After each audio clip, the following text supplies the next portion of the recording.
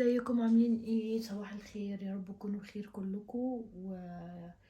ويوم جديد، والنهارده في فيديو حماسي شويه. جبت حاجه كان نفسي اجيبها بقالي شويه.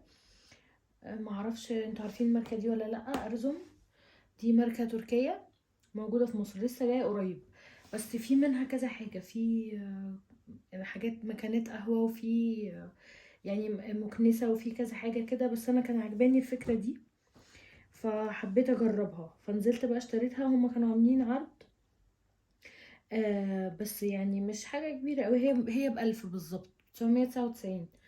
وحسيت ان هي تبقى مفيدة، خاصة ان المكنسة العادية بتبقى تقيلة قوي في التنظيف، كمان بتبقى متعبة، يعني محتاجة مجهود ان انت تشيليها وتحركيها، وبدل المقشة العادية. فحاسة ان دي فكرتها حلوة قوي، فعايزة اعمل معاكم انبوكسنج دلوقتي ليها واجربها معاكم برضو لايف كده، نشوف يعني حلوة ولا لا. دي كل الديتيلز بتاعتها. ماركة زي ما قلت لكم ارزم. ده الكود بتاعها، مقر الشركة، وميدن تركي. هنفتحها بقى مع بعض ونشوف هي ايه، يعني بتتكلم عن ايه عشان انا بصراحة ما جربتهاش قبل كده، وعايزة كمان اجربها واعمل لكم ريفيو هي حلوة ولا لا.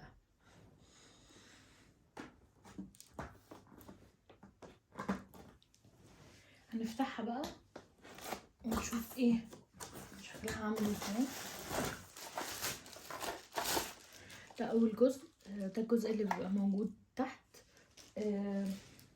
الجزء ده خفيف، هي حجمها مش تقيل قوي، مش حاساها تقيله.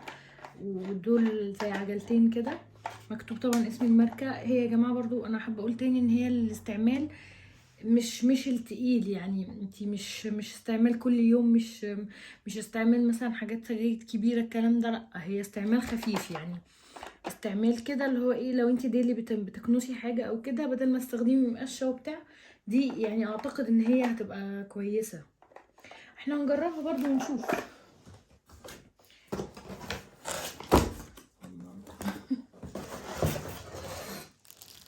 ده الدراع زي ما انتم شايفين كده، ده حجمه طوله اهو. ده الدراع بتاعها، الدراع اللي هو زي ده. لسه بقى البادي اللي هو الجسم ده كمان هنطلعه دلوقتي، بس انا حابه اوريكم الدراع. الماتيريال بتاعتها هي كلها يعني حاساها كويسه. ده بلاستيك، بس بلاستيك تقيل شويه، يعني هو حلو، مش متين، مش ضعيفه قوي يعني. بتهيألي بالنسبه لسعرها مش ضعيفه.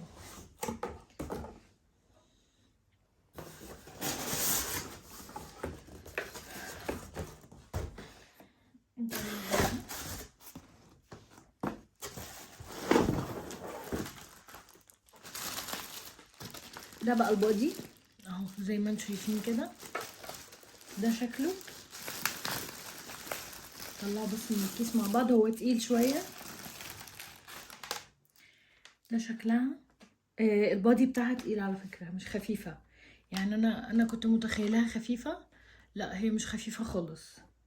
طبعا مكتوب عليها كل التحذيرات بتاعتها والحاجات اللي انتوا المفروض يعني تعملوها. ده شكله. ده زرار الباور. هي اسمها هيرا ايكو، الاديشن دي يعني.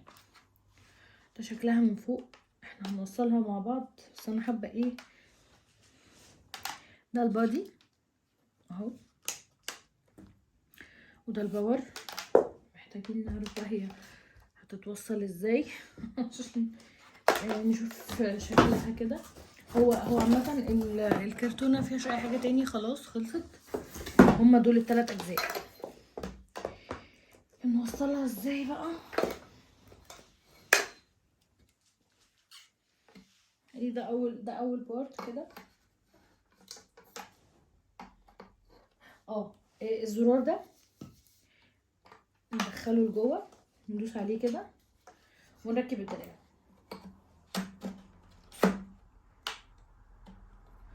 وبعد كده سبت الزرار فهي ركبت لوحدها اهو. التكه اللي حصلت دي دلوقتي دي معناها كده ان هي ايه، ركبت خلاص.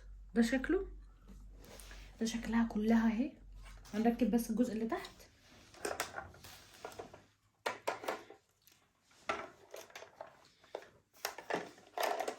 عايزه اركبه معاكم بس.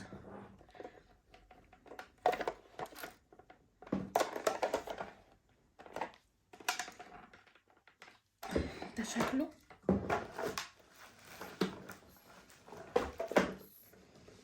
هي ليها اكيد تثبيته تانية، و يعني انا بصراحه انا لسه بجرب كده فيها. عايزه اعمل برضو انضف فيها واوريكم، يعني نشوف الاستعمال بتاعها ايه. ده شكلها كله.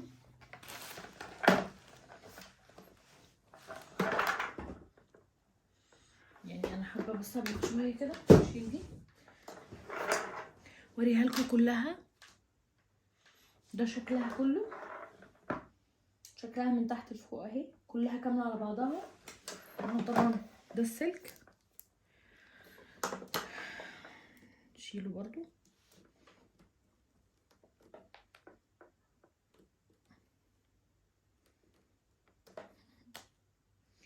هو السلك هم لافينه جامد قوي بس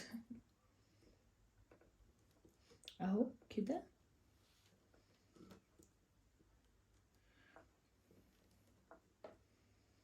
هو محتاج يتقص،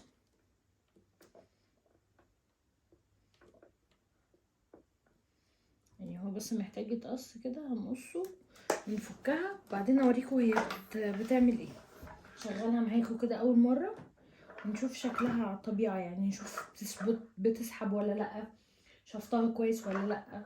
وبرضو اكيد تنظيفها هيبقى ليه طريقه، ونجرب بقى نشوف هي ايه، يعني وضعها ايه. بصراحه انا حاسه ان انا متفائله، عايزه اجربها دلوقتي بس مش عارفه.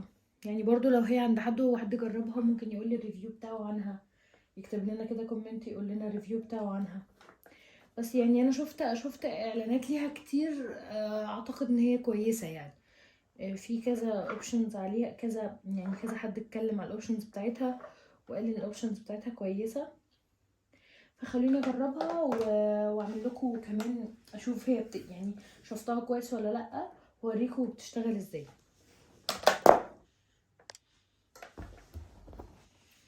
جبنا المقص نقص السلك اللي هم عاملينه ده. عايزه اوريكم بس طول السلك. السلك طويل جدا.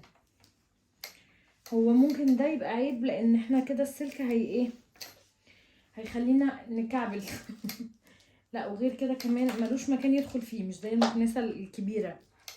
بس هو برضو ميزه ان هو طويل، نعرف نعمل بيه يعني نشتغل بيه كل حاجه في اماكن. لو انت مثلا تمشي بيها كده ما تحسيش باي مجهود. ده السلك طويل فعلا، طويل قوي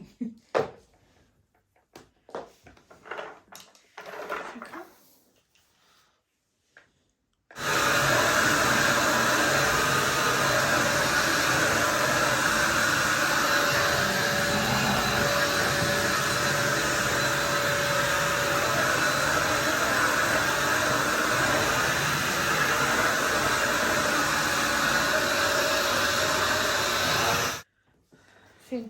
انا دلوقتي بقى جربتها، هي حلوه قوي على الارض، حلوه جدا وبتشفط حلوه قوي.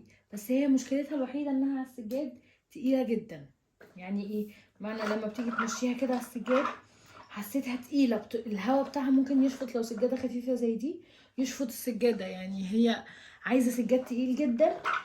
بس هي على الارض حلوه قوي، فوالله بجد يعني هي على الارض حلوه جدا وبتشفط التراب وسريعه، يعني مش بتاخد وقت. حلوه وكمان حركتها خفيفه، والجسم البادي بتاعها مش تقيل زي ما انتم شايفينه. واكتشفت كمان ان الفلتر بتاعها بقى فين، هوريهولكم اهو.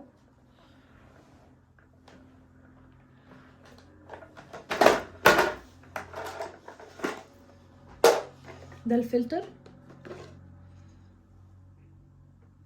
بصوا مسافه ما عملت بيها عملت ايه، مسافه ما عملت بيها ده اللي طلع يعني في 5 دقايق مثلا.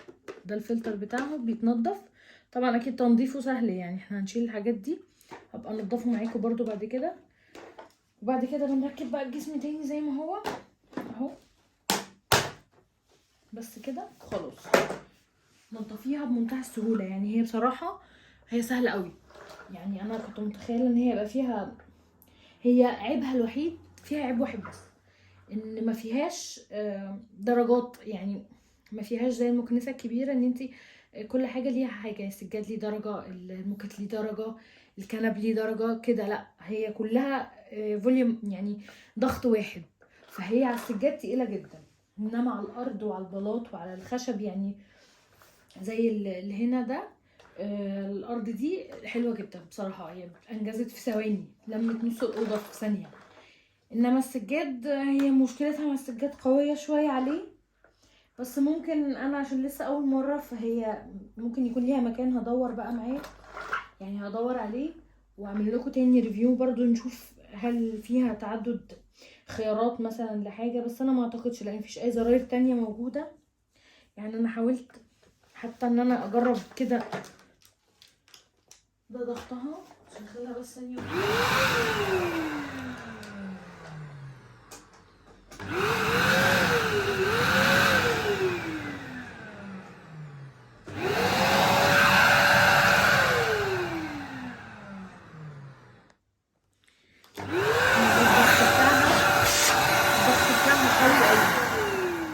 الضغط بتاعها قوي جدا بصراحة، هي حلوة يعني. انا دي اول تجربة هجربها كمان تاني وهقول لكم رأيي، بس انا يعني ريفيو الاول كده عنها ان هي حلوة قوي.